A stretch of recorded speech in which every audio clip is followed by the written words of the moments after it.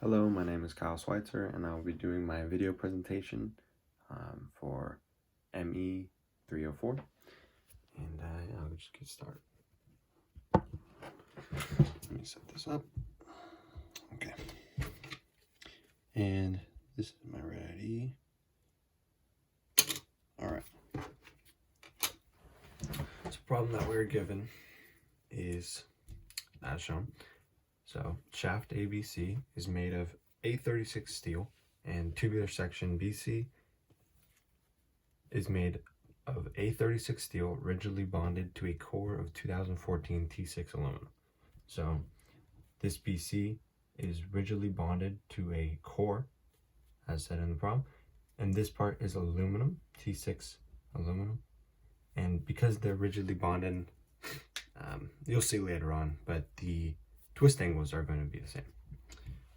The applied torque at C is 50 pounds per foot, and this is going in the clockwise direction. And the applied torque at B has a magnitude of 75 pounds per foot, and that is going in counterclockwise, just counterclockwise rotation. Lengths and radii are shown. So we have 2 feet here, 3 feet here. Radius is 1 inch for the outermost diameter, so pretty much this entire shaft has a radius of 1 inch. However, inside the core of the aluminum has a radius of 0.5 inches. All right, and we are told to find the twist angle of C and relative to the fixed end. So from here to here, what is the twist angle? And then we're asked to find the max shear stress in aluminum and max shear stress in steel. Okay, so first we gotta analyze what the question is asking us. For part A, we were asked to find the twist angle of C relative to the fixed end. So you kind of have to understand what we're solving for.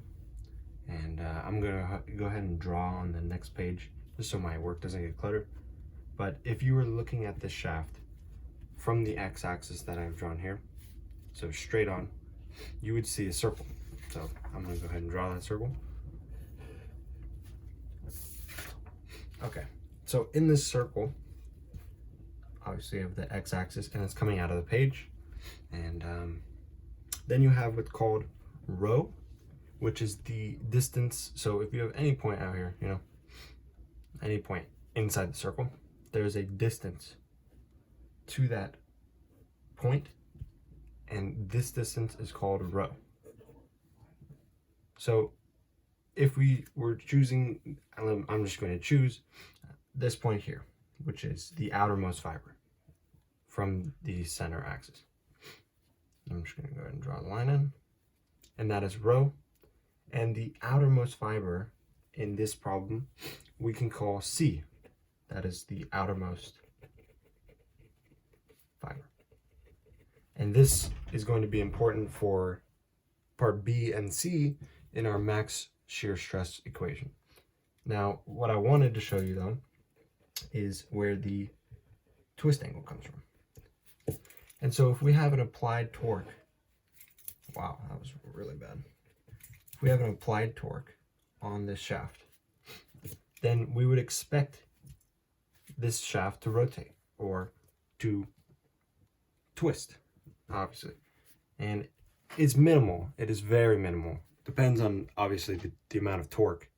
But this new location of rho will be somewhere along the outer, or the perimeter.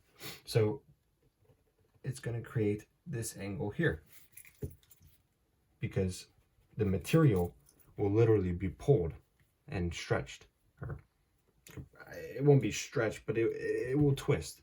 And the material, like if you twist it, there's going to be an angle, the twist angle here, from that twist. So that we're going to call our twist angle. Okay, so now you know kind of where the twist angle comes from.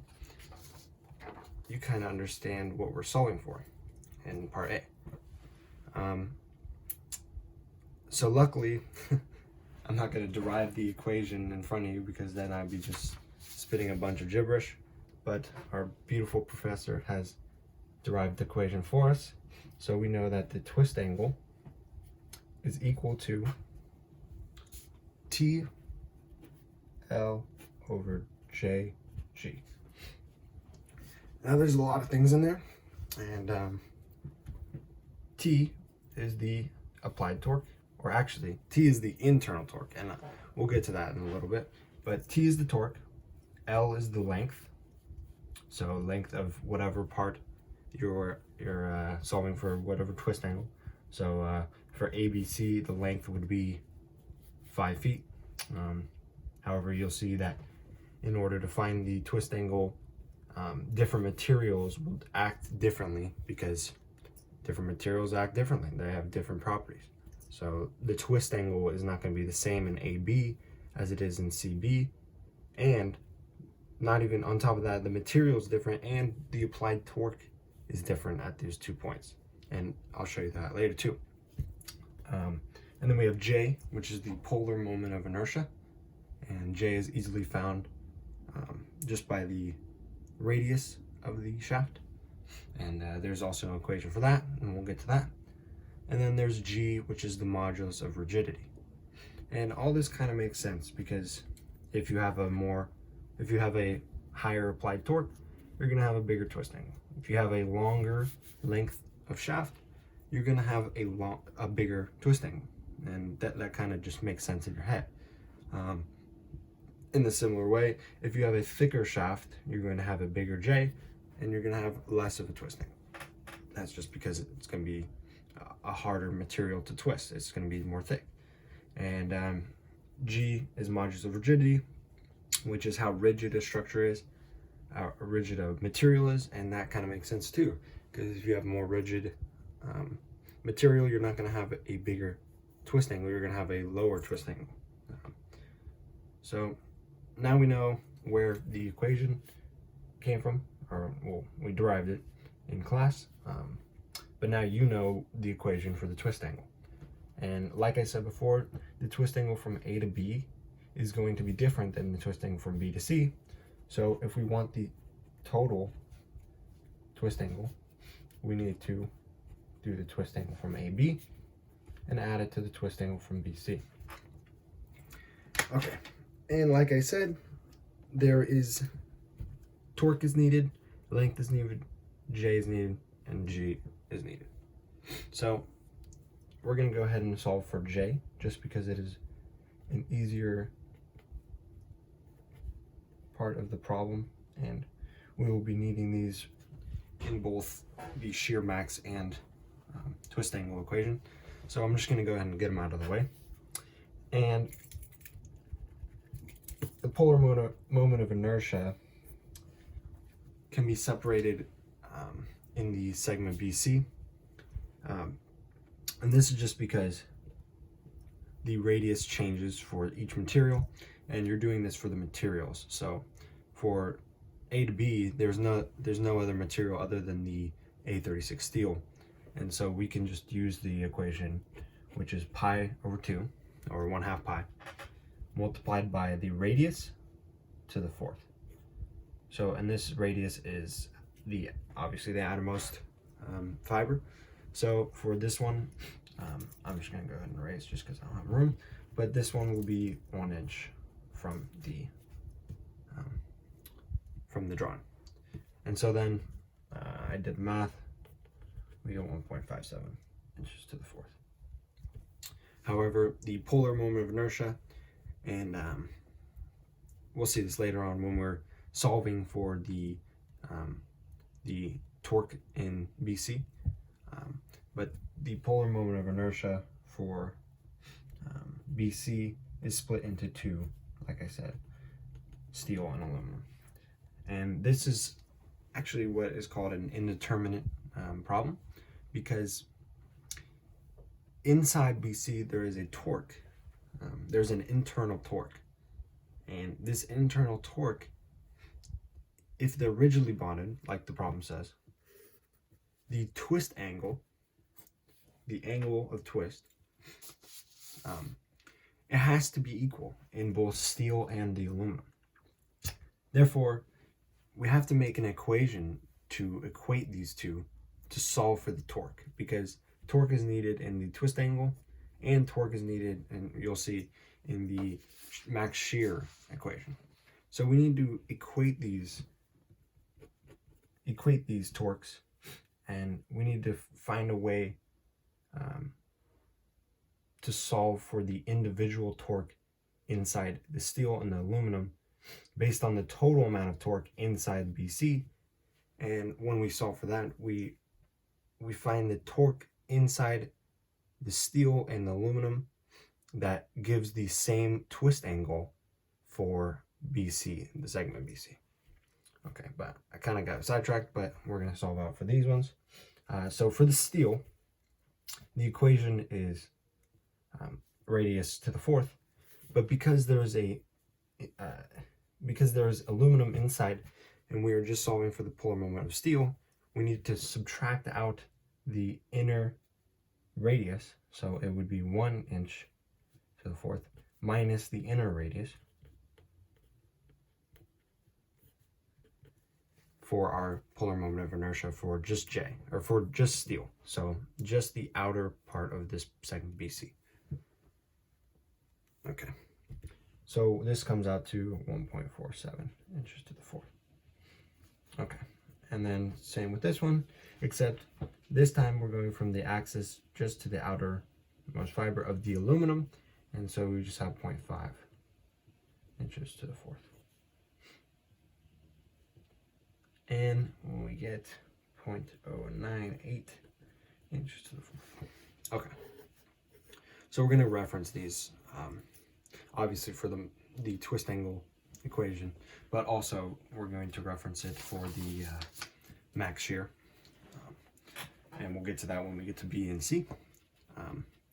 Actually, we'll get to that first, because you'll see that in order to solve for the twist angle, we need to solve for the torques, and we do that by equating, like I said, the twist angle in the steel has to be equal to the twist angle in the aluminum, because they're rigidly bonded. And like I was saying, anytime that you twist the steel, the aluminum has to follow. And same with the aluminum. If you twist the aluminum, the steel has to follow in the same radii that the steel or aluminum twists in. So we can equate these two together.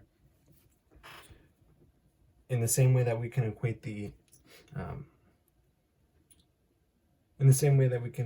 twist angles, we can also equate the internal torques, and we do this by drawing a torque diagram. So I'm going to go ahead and draw the torque diagram. Okay, and a big part of this torque diagram is to also find the separate torque that creates equilibrium. So at C, we have a clockwise rotation of 50 pounds per foot. So right away we're going clockwise 50 pounds. And then this 75 pounds at B turns that torque and reverses it to negative 25. So here we have, we'll have a net torque of negative 25 in the counterclockwise direction. So therefore we need to add onto the fixed end a clockwise rotation of 25 pounds per foot. And this is to create equilibrium inside the shaft. Okay, so now we have all the torques, and we know that the whole idea is to create equilibrium, and you'll see that in the torque diagram. So we have torque here, and we have X here, which is the axis, and we have A here, and B is here, and C is here. Okay, so this is just the axis of the shaft, and we're solving for the torque, the internal torque, as we go through the shaft. So at A, it's 0. Then this rotation is a clockwise rotation. So a clockwise rotation is equated to a negative torque. So the internal torque will revert, like it will have an equal and opposite reaction of positive 25. So we're going to go up positive 25. So here, I'm just going to put it here, 25. Okay. So from 0, it goes straight to 25. And then as you go through the shaft AB, no applied torques are felt until B. So no applied torque is felt until B. Okay. So now that we're at B, and I'm just going to put this to the side a little bit, but B's here. Now we're at B, we feel a counterclockwise, which is a positive rotation, of 75 pounds per foot. So now we know that the internal is equal and opposite, so it will be a negative 75 reaction, and this will be down here. So 25 minus 75 will give you a negative 50. So we go down to negative 50. And then through BC, no applied torque is felt until C. So no applied torque is felt until C. And then here we have, again, a clockwise rotation, which is a negative direction. And the equal and opposite reaction would be a positive 50. And so here we see that the positive 50 brings us back to 0. So we have equilibrium. Okay, so here is our our torque diagram. Okay, so from this torque diagram, we can say that the torque in the aluminum, and I'm going to put this over here because these are two equations that we're going to solve for the torque. So our torque in the aluminum plus the torque in the steel, so the combined amount of torque in the rod BC, we're solving for BC here, the torque in the aluminum plus the torque in the steel has to be equal the internal torque in BC. So it has to be equal to 50 pounds per foot. Okay. So this makes sense. We're basically divvying up the internal torque into the torque of the aluminum and torque of the steel. And because we have no clue what these torques are, we have this equation here, which also equates the torques. So I'm going to go ahead and show you that. But first we're going to solve just so we can plug in later to our twist angle. We're going to say that the torque of the steel is equal to negative 50 pounds per foot minus the torque of aluminum. Okay. So now we have this equation, and we're going to take this guy. This is the first, and then we'll say this is the second. We're going to take equation 1, and we're going to write it in terms of what the twist angle is equal to. So T L over J G, and this is for steel, has to be equal to the T L over J G of the aluminum. Okay. So believe it or not, we have the length, we have J solved from here, and now we just need G, and G is pretty easy to find. G is just the modulus of rigidity, and these are known values in the back of a textbook, or our textbook. So for the steel, we have the specifically A36 steel. We have the modulus of rigidity of 11 million psi. And then for the aluminum, the T6 aluminum, G is 3,900,000 psi. Okay, so now that we have J, we have G, and now we just need the length, which is given by BC, which is 2 feet. And because we're working in inches here, and we're working in inches here, we're going to go ahead and, in the equation, we're going to put in inches instead of feet.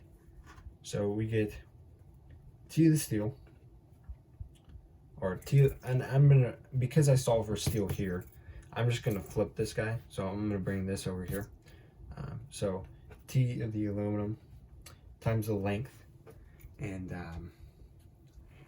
this is given by 2 feet, which is 24 inches, divided by J, and this is J of BC of the aluminum, which is 0.098 inches to the fourth, multiplied by the modulus of rigidity for aluminum, which is 3,900,000 psi.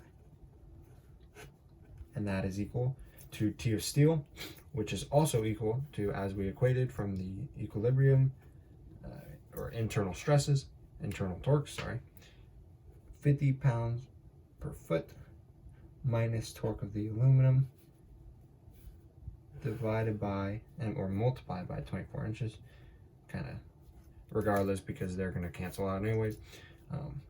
But then the J in the steel, as we saw before, was 1.47 inches to the fourth, and the modulus of rigidity for the steel is 11 million psi. Okay, so now that we have this equation, all we have to do is solve for T of aluminum. And I'm gonna ask you to just trust my arithmetic skills, but we end up getting T, the torque in aluminum is 1.13 pounds per foot. And then we can just simply plug back into the torque of steel equation right here, and we get torque in the steel is equal to negative 48.86 pounds per foot. Okay, so what we've done here is we've taken the internal torque and we've divvied it up into the torque in the aluminum and torque in the steel, and we've equated the twist angle of the torque in the steel, or the steel and the aluminum, to solve for the individual torque that each of the aluminum and steel would need in order to twist the same amount of radii. So if you were to plug in negative 1.13 into this torque, you would get the twist angle for BC, and it would be exactly equal as if you plugged in negative 48.86 into this value here, and then multiplied by 24. It would be equal. Therefore, the twist angle is equal. And now that we have these torques, we can solve for part B and C, and we'll do that after we solve for A. And we solve for A by, like I said, the twist angle ABC is equal to the twist angle of AB plus the twist angle of BC. So we plug in here to this, and we get a certain amount of radii, and then we're going to add it to this equation except for AB, and I'll just do that on this page here. Okay, so twist angle of ABC is equal to twist angle of AB plus twist angle of BC. Okay, so twist angle of AB would be from the torque diagram, from A to B, we have a positive 25 pounds per foot. So our torque, and I'll just write this here, TLJG, just so you know where we're coming from. So the torque is 25 pounds per foot. And because we're working in inches, we're gonna go ahead and multiply this by 12 inches per foot. Obviously everyone knows there's 12 inches in a foot.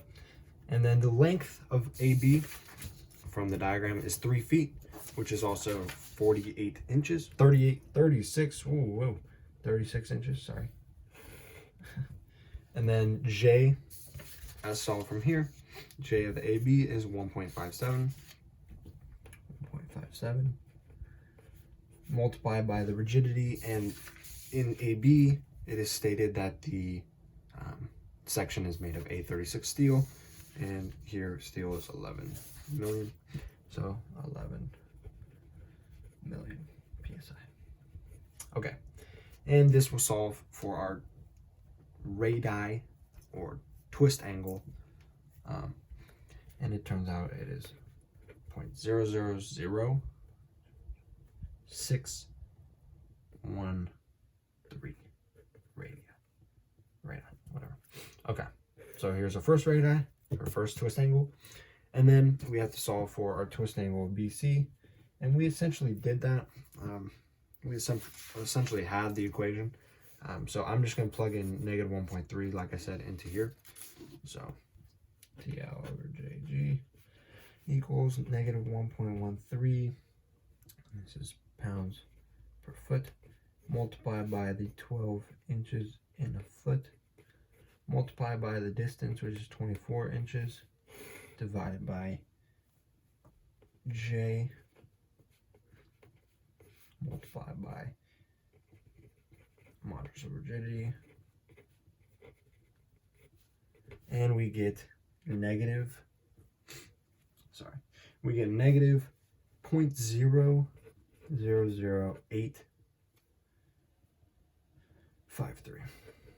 radii. So, like I said, the total twist angle from the fixed end to the point C is the added twist angles between section AB and BC. And so when you add these together, you get part A, which is the twist angle of ABC, or AC if you wanted to put it, and that is equal to negative 0.0024 radii. Or, yeah, radii, whatever, doesn't matter. Boom, I did part A. Okay, and then for part B and C, we need to solve for the max shear stress in the aluminum and max shear stress in the steel. So when we're doing this, we are using the equation, and I'll write this down. We're using the derived equation that is equal to shear max, and that is equal to, like I said, this is where C comes in, the outermost fiber, as portrayed in this little sketch. The outermost fiber is from the axis to the farthest fiber, obviously, which is rho, and that is C. So this is where C is coming from, and that is in the equation TC, torque times outermost fiber, divided by J. Okay. So this is another derived equation in class from our beautiful professor, and obviously I'm not going to go through that derivation, but that is the equation that we use for max shear in a shaft. So in order to get the maximum amount of shear, we need to check, just like we checked the twist angle in AB and BC, because they're different materials. It is the same applied logic that the shear is different in AB and BC because the internal torques are different from the torque diagram. So if we know that the torques are different, obviously the torque has something to do with the shear, and it's going to be giving us a different value. So we need to check AB and BC for each steel, because they're both made of steel, and that is part C, obviously, and I think it's easier to go for C first because it is the more complicated part.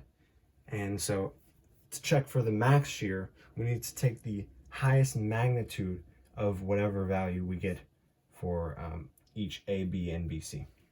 So we check for AB first, and we get shear max is equal to, and for AB, the torque is 25. So, sorry. The torque is 25 pounds per foot, or yeah, pounds per foot, multiplied by the 12 inches per foot, because we're working in inches.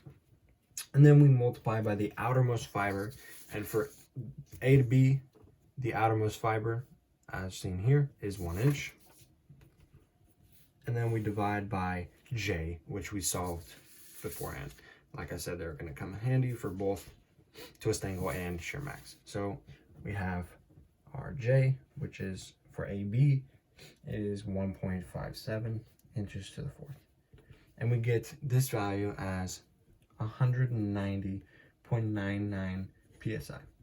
Okay, so this is our first stab at the max shear, but we need to check every point of the steel because there's more steel in the shaft.